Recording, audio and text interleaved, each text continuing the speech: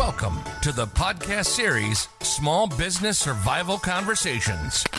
Through our weekly conversations, we hope to provide you with strategies and insights, knowledge and expertise to enlighten you as you work to build and grow your business. Here are your hosts, Anna Steinfest and Dr. Michael Troyer. Hello, everyone, and welcome to Small Business Survival Conversations.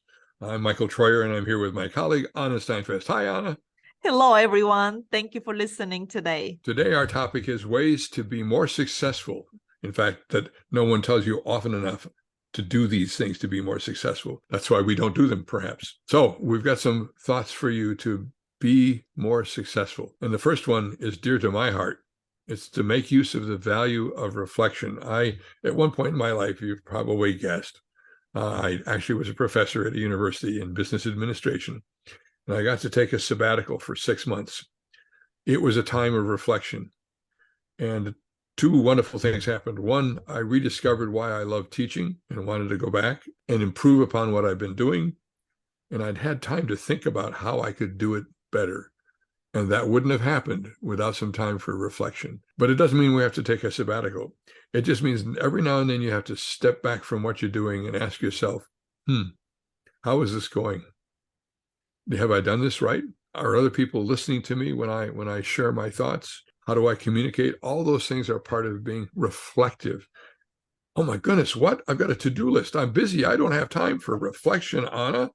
That takes time. I know, Michael, but you always have to look at the bigger picture than your day-to-day.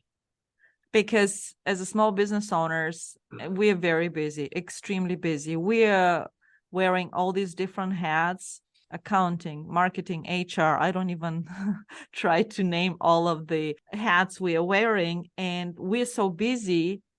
However, even if you're busy, we want you to take a deep breath, stop, meditate, and look at the larger picture to make sure that you are going in the right direction. Reflect of all the action you're doing, whether they'll bring you to your desired place. It's extremely, extremely important. Like Michael right now gave you an example. One more example that we've done, Anna, is to take a family business where the husband and wife, let's say, are working together and say, you have to take 2 hours a week.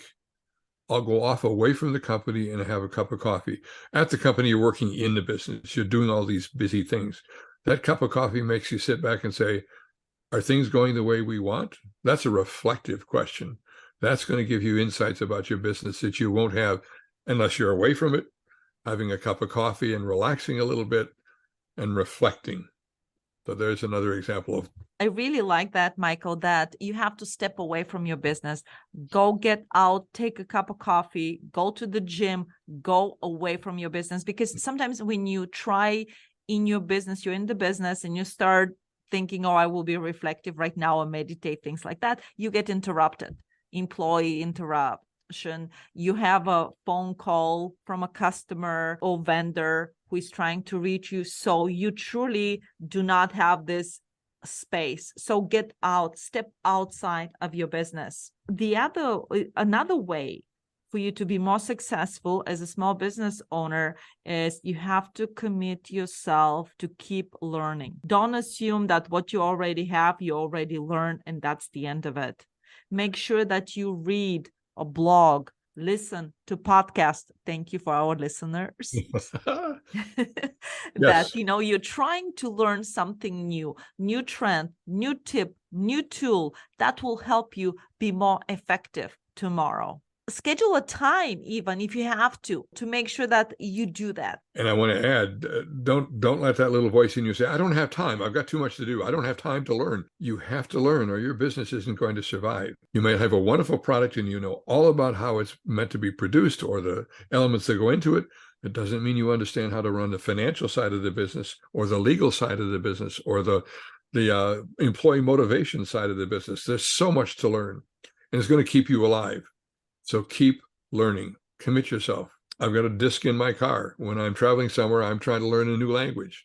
Why? Because there's so many people around me who speak that language and I need to know it and understand it and learn it. And it's good for my mind. That simply is another healthy way to learn. That teaches you also, Michael, to be open for new ideas and new approaches. And in the business world is extremely important because you have every single day, you have new thing on the market. And sometimes the new invention may disrupt your current business. So you have to be ready and prepared how to take the new step or to have a backup plan to go in different direction. I think part of that is to reflect on the fact that the moment you start a business, you begin to experience rigidness developing. That is, I finally figured out how to get this production process to work, or how to serve my customer with a particular process.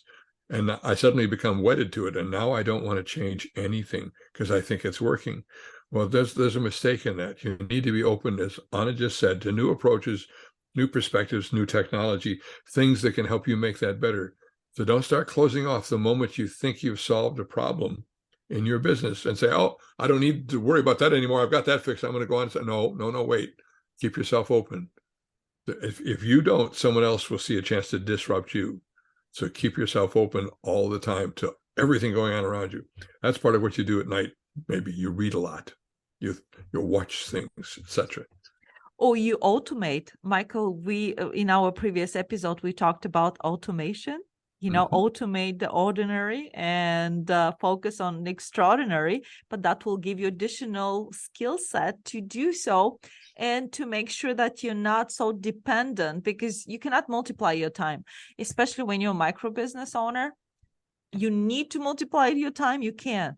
However, with automation, you will be able to do so. So that's why we want you to educate yourself and keep reading, schedule your time in your every day or every week. Let's say for some of us, if you cannot afford every day. However, I disagree, because Michael was just telling you can do it in your car. In my car, I don't listen to music. For all of our listeners, if they're small business owners, and if I hear them listening to a music in their car, no, I want to hear you listen to the new podcast, a book, everything else, but not a music.